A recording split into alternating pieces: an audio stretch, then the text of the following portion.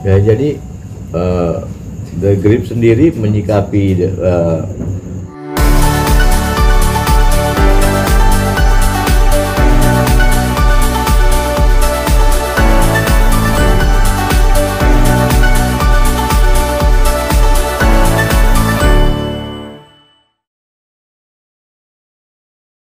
Taruh.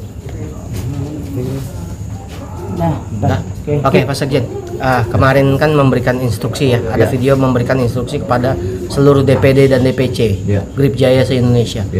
Itu lebih kepada apa Pak instruksinya ini? Karena kan bicara banyak saat ini banyak ormas gitu kan, terkait dugaan kekerasan lah atau apapun itu gimana Pak instruksinya? Iya, ya jadi The Grip sendiri menyikapi yang terjadi akhir-akhir ini dan juga terkait program pemerintah ya kan untuk pemberantasan premanisme, dan yang juga salah satunya ada yang mendompleng di dalam organisasi ormas-ormas ya, itu tidak kami pungkiri, juga mungkin ada di kami juga. Nah, untuk mendukung langkah pemerintah itu kami membuat instruksi-instruksi kepada jajaran-jajaran di bawah.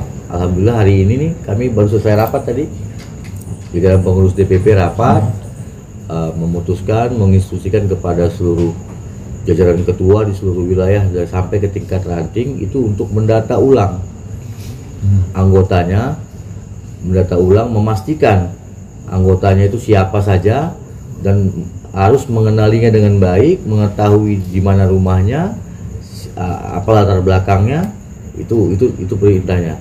Lalu setelah itu ketua-ketua harus bertanggung jawab terhadap anggotanya, harus mengenal dengan baik anggotanya. Jika dilihat ada anggota yang terindikasi nggak baik, nggak benar, itu kami instruksikan untuk segera mengeluarkan orang tersebut untuk memecatnya. Jika ada indikasi, tidak ada bukti ya gitu ya, walaupun belum ditangkap polisi gitu. Tapi kalau kita misalkan ternyata ada saksi yang melihat atau yang laporan itu sering malak-malak di sana, suka minta-minta, akan kami keluarkan. Itu dari instruksi resmi hari ini sudah beredar surat resmi dari DPP dan videonya dari saya. Nah, dan juga kami untuk sementara waktu menghentikan perekrutan anggota. Artinya Grip menutup orang baru untuk masuk ke Grip sementara waktu sampai nanti batas waktu yang ditentukan oleh ketua umum. Artinya tidak menerima anggota baru karena kami ingin menjaga diri, jangan sampai tiba-tiba ada orang masuk dengan tujuan yang nggak baik, masuk, diterima, terdaftar, memakai baju Grip buat ulah. Nah, ini sebagai langkah antisipasi kami membentengi diri. Nah, di masa-masa kami tidak menerima orang baru, kami juga bersih-bersih di dalam, mengurangi orang-orang lama yang terindikasi memanfaatkan organisasi ini untuk hal-hal yang melanggar hukum. Nah, setelah itu nanti baru kami akan buka kembali. Ya mungkin proses ini bisa berlaku sebulan, 2 bulan, 3 bulan lah maksimal 3 bulan. Nah, itu langkah nyata yang diambil oleh organisasi untuk memperbaiki diri agar bebas dari oknum-oknum yang menyalahgunakan keanggotaannya di ormas kami. Tapi bagaimana menyikapi dengan adanya ultimatum pihak kepolisian soal operasi Berantas Jaya ini, Bang? Ini seperti apa, Bang? Menyikapi dari Ormas Grip sendiri? Kami mendukung, nggak ada masalah dengan hal itu. Di Grip sendiri nggak ada masalah. Seperti teman-teman lihat aja di sini biasa-biasa aja, nggak ada sesuatu yang kami ketakutan atau nggak ada, karena kami nggak merasa seperti apa ya. Kalau yang ketakutan pasti pelakunya dia. Jadi ya silakan Pak Polisi atau pihak yang ditugaskan oleh pemerintah untuk memberantas para pelaku kriminal ini ya, yang dengan jargonnya premanisme. Alhamdulillah masyarakat ikut tenang, nyaman, kami juga bersih-bersih diri dibantu sama polisi. Kami mendukung. Bagus itu program. Oke, untuk penyortiran sendiri nantinya kan berarti kan membutuhkan proses yang cukup luar biasa rumit dan panjang Mas ya, karena paling tidak kan harus tahu background seseorang segala macam. Nah itu seperti apa tuh nanti? Melalui para ketua-ketuanya. Jadi ketua ranting itu dia harus kontrol anggotanya. dia harus tahu anggotanya. Dia harus bertanggung jawab terhadap anggotanya. Kalau nggak mampu jangan jadi ketua. Nah, ini jadi tanggung jawab ketua di setiap wilayah itu harus kami minta gitu. Kami minta, nggak bisa asal-asal rekrut orang aja. Yang punya catatan hitam berarti tidak bisa bergabung dengan GRIP? Nggak bisa, kami mau bersih-bersih. Kami mau bersih-bersih. Dan hari ini tadi saya rapat tadi siang dengan ketua umum, dengan beberapa orang profesor, ada dari partai-partai, artinya bukan orang-orang sembarangan lah.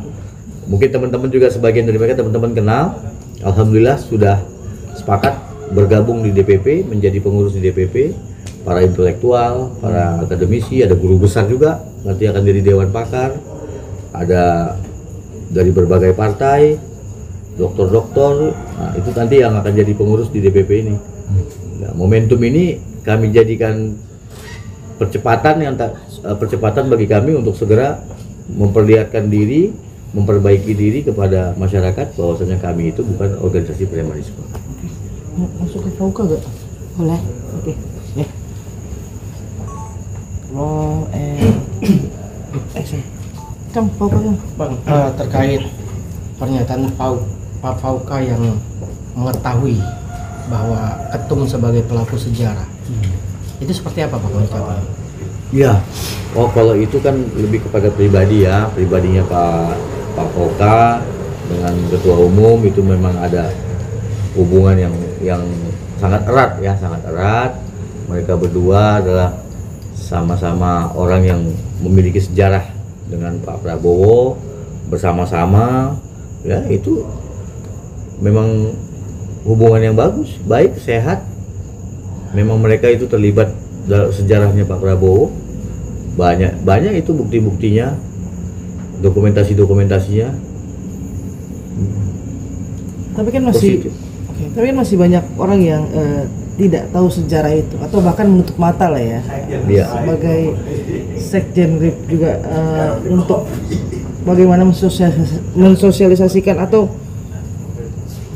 memberitahu ke orang bahwa ini ketua kami bukan juga orang yang ya itulah. Seburuk itulah ya, gitu. Itulah.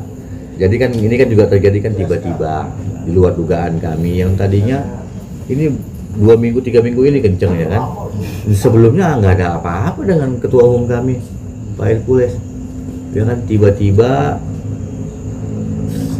sepulang dari suatu tempat kayaknya cikal bakalnya di situ, terus terjadi seperti sekarang ini ya kami ya harus menjelaskan kepada masyarakat bahwasanya ketum kami itu, pemimpin kami itu nggak seperti itu. Itu kan framing aja. Itu framing. Kalau memang itu kenyataan, mungkin udah ada orang yang buat laporan polisi kali ya. Tapi kan sampai sekarang nggak ada yang buat laporan polisi. Gitu. Itu aja gitu. Dari situ aja kita menilai. Kalau memang ketum kami itu penjahat, ketum kami itu pelaku pemalakan, preman, apa semua, ada buktinya, lapor polisi aja. Kok kita sekarang hari ini kita menuduh-nuduh orang tanpa ada bukti gitu.